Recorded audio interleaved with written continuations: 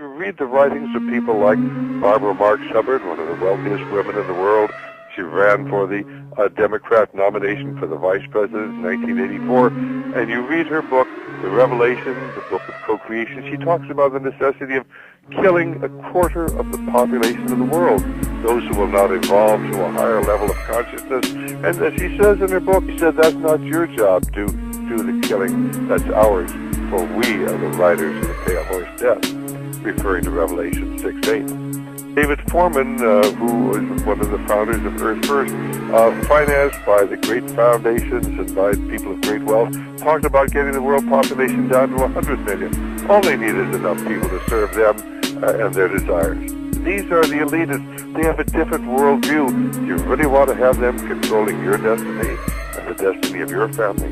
One is maintain the world population at 500 million in constant balance with nature, which doesn't sound too bad until you realize that we've got over 6 billion people in the world, and if we're going to maintain the world population of 500 million in constant balance with nature, we're going to have to kill off about 90% or more of the world's population. Today's population is 6 billion. They want to maintain humanity under 1/2 billion. Looks like a lot of people got to die for their plan to work, which is, by the way, the plan. Jacques Cousteau said we'd have to eliminate 350,000 people a day. 1/3 people a day would have to be eliminated to save Mother Earth. Bill Clinton said we need to reduce the population of the Earth to 1 billion. There are a lot of folks who would like to reduce the population of the Earth. A magazine called the Omega Letter says that there is only one obstacle to world unity: Christianity. It goes on to say that Christianity claims supernatural knowledge and divine revelation, and therefore should not be tolerated. Gus Hall, the former leader of the Communist Party in America, said, "I dream of a time when the last congressman is strangled to death on the guts of the last preacher. And since the Christians love to sing about the blood, why not give them a little of it?" A New Age group calling itself Solar Questers writes, "These are wondrous times because the world has gone through this terrific experience as it spins slowly back to its rightful orbit in the position that it should be in the heavens. And as this happens more and more comfort and well-being will come upon this world, and those who hinder will be removed, liquidated. They must be wiped clean off the face of the earth." Ruth Montgomery, sometimes referred to as the herald of the New Age, said, "Millions will survive and millions won't. Those who won't will go into the spirit state because there is truly no death." The authors of a New Age pamphlet titled Cosmic Countdown claim to have received messages from a higher intelligence. The pamphlet says the world should be forewarned to be on the lookout for the decimation of populations. These peoples will eventually be replaced by the new root race about to make its appearance in a newly cleansed world. Aleister Crowley taught that a global massacre would be necessary to bring about the New Age. He wrote, "There is a magical operation of maximum importance, the initiation of a new eon. When it becomes necessary to utter a word, the whole planet must be bathed in blood. Before man is ready to accept the law of Thelema, or will, the great war must be fought. This bloody sacrifice is the critical point of the world ceremony of the crowned and conquering child as Lord of the Eon." I have been a one-worlder all my life. I believe in it. I believe in a global village. All this language is all leading us into a new way of living, and it's wonderful. We've got to allocate dwindling resources, or we're going to go extinct. We're going to kill each other off. It's our only chance. And have you noticed the quickening of things taking place on your planet? The quickening of the old ways being tossed out and shaken out? Because it is the earth making the way for the new energies. The new way is going to be the Christ consciousness. We are going into a new era of new frequencies, and all of us are going to have to adjust to this because it's evolution, and we don't have a choice. So if you know that, then I guess the next thing to say is, how do I prepare? We genetically manipulate children to create super children, which are prophets, and they will make decisions for us in the future. And if you find someone that can know the future, they they can make an informed choice. They can make the right decisions about the totality of our existence. They can allocate resources efficiently. We call these children the Antichrist.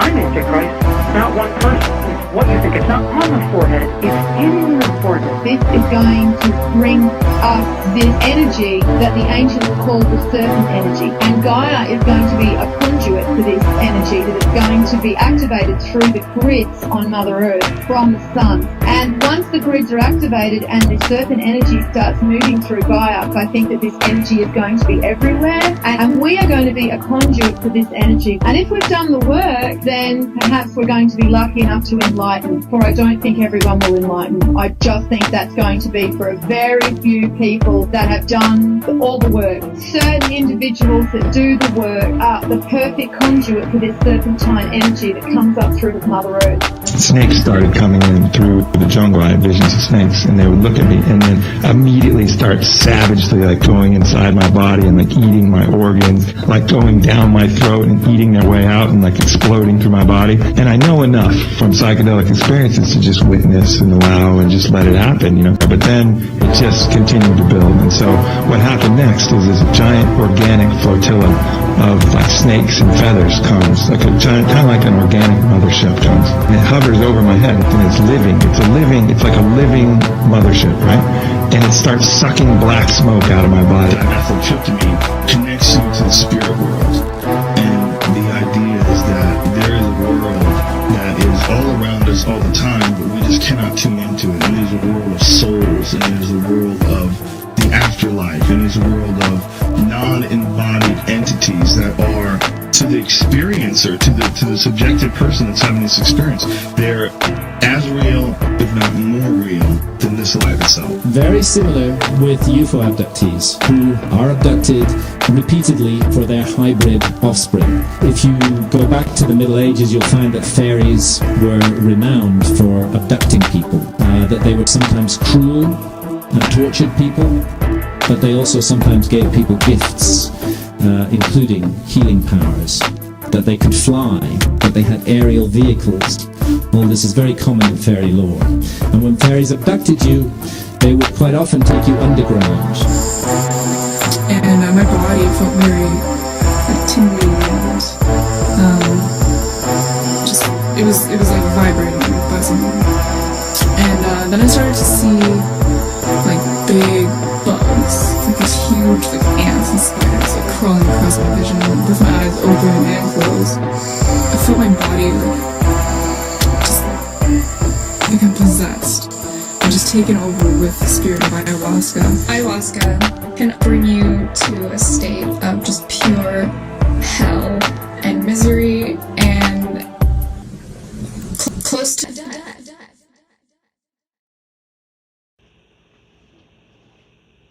The future of the human race is a merger of man and machine. We are already several phases into this master plan, and humans are not aware, as it's intended to move slowly as to not cause a disturbance or awakening in human consciousness, as it has already been heavily integrated beginning in ancient times. Of course, there will be many casualties along the way. You pay for equipment to be installed in your home that will monitor and track you, giving up privacy for the sake of convenience. By limiting human freedom and uniqueness, it's easier to control the population.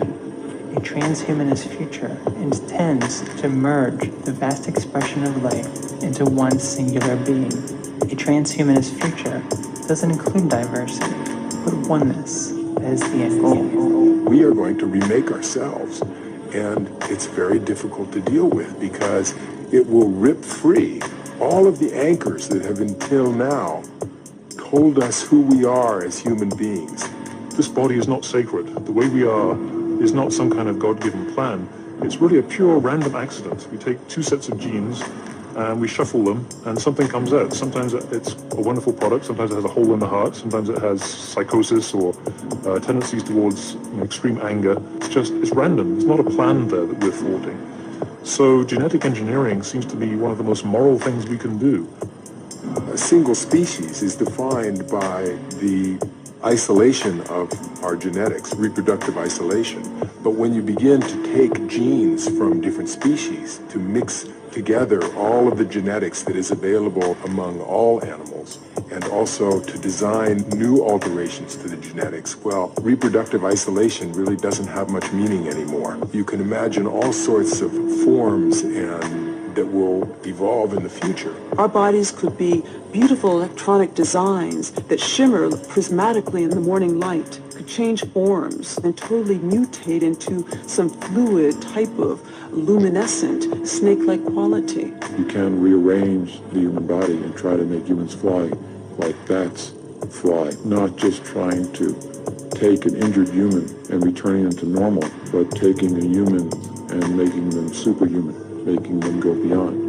Our future is not to try and hold back genetic engineering, but to try and use it in a way that best serves us. If our children can be more intelligent, healthier, and live longer lives through altering our genetics, why would we not want to do it? I mean, imagine if other children could live for 2 centuries, and if you could only live for 80 years because your parents believed that it was improper to tamper with human genetics.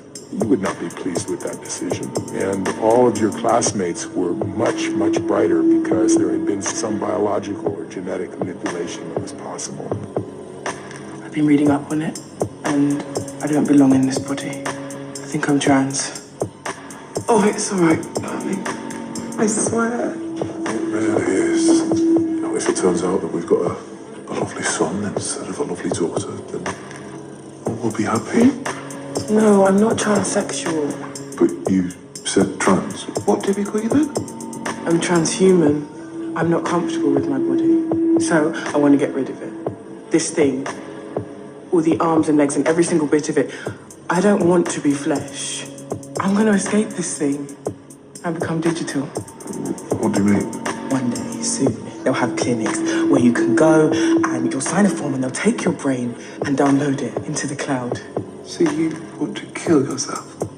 I want to live forever as information, because that's what transhumans are, Mom. Not male or female, better. Where I'm going, there's no life or death, there's only data. I will be data. We should be very careful about artificial intelligence. I mean, with artificial intelligence, we are summoning the demon. You know those stories where there's the guy with the pentagram and the holy water, and he's like, yeah, you sure you can control the demon?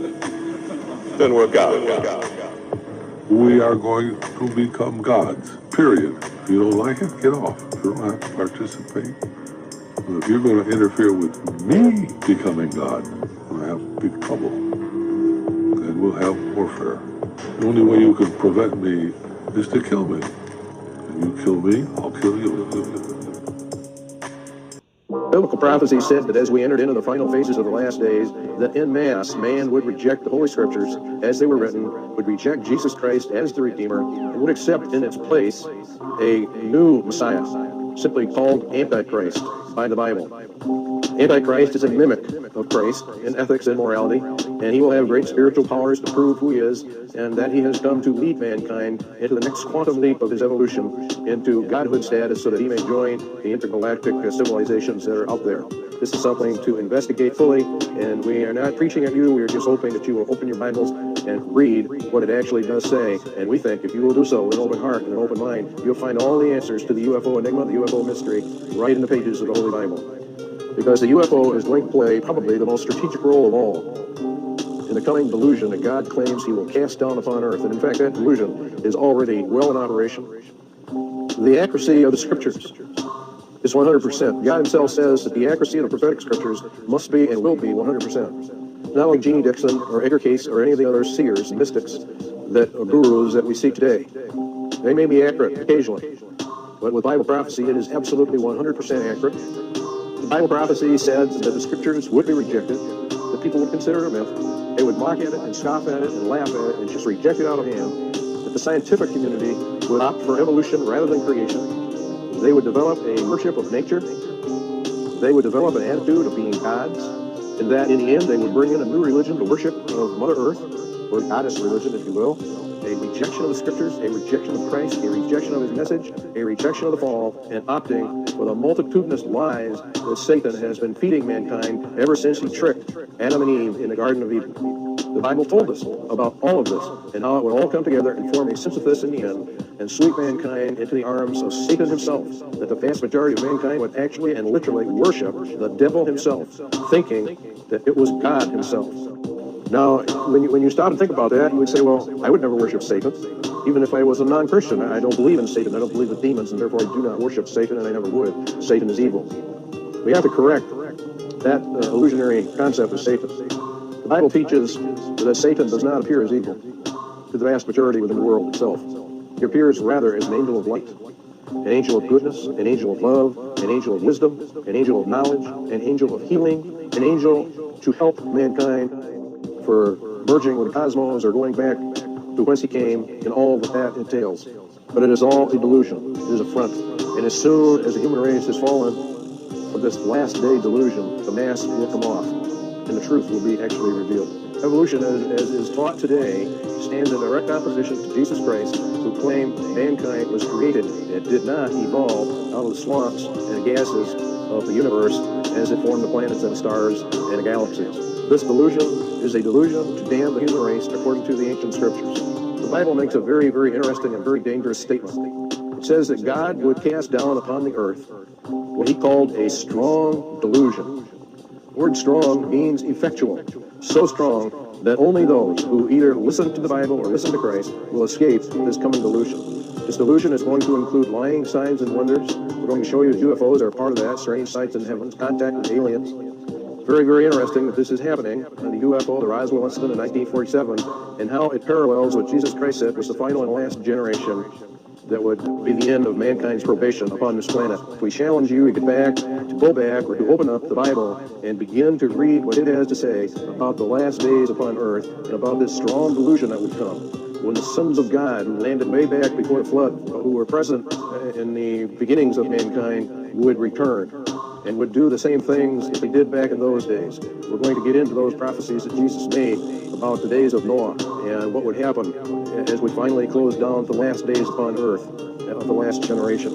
This is serious business. To make a mistake here, if you are truly investigating to find the truth, if you truly wish to know the truth, then you have to open your heart to all the avenues that are available to us, all the concepts, all the ideas, and find out that which is most likely aligned to the truth. And then we are to embrace that as the most likely thing. This delusion has been operative for some time. The lies that have been presented to mankind regarding evolution, life in the universe, alien beings, intergalactic civilizations, etc., are all part of the program that the Bible prophecy laid out to entrap those that rejected the message.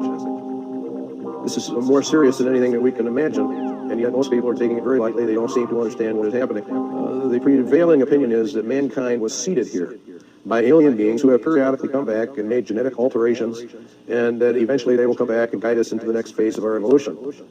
The Bible stands absolutely opposed to that concept.